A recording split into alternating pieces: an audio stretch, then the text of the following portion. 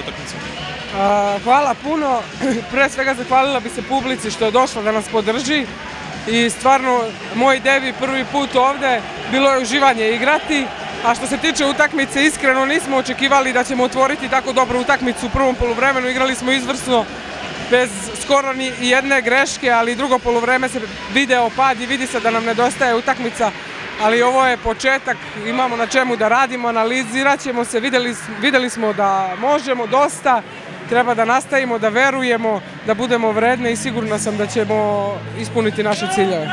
Pa videli ste da je trener probao sve da ubaci, da svi igraju, da svi osete atmosferu i prvu utakmicu. Stvarno smo vredno radili 2 meseca i mislim da je svaka devojka zaslužila da igra večeras.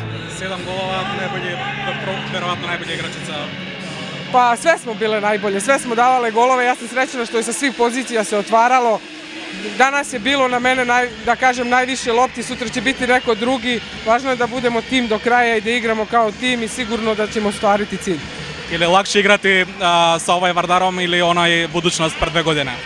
Pa znate kako, meni je stvarno uživanje igrati sa ovim devojkama jer sam ja odrasla sa njima u Ljubljani i sa Lazović i sa Penezić i sa Lekić, tako da ne mogu da poredim to. Budućnost je isto u mom srcu i isto sam uživala tamo, isto sam pružala dobre partije, tako da ne mogu da poredim te dve stvari, definitivno.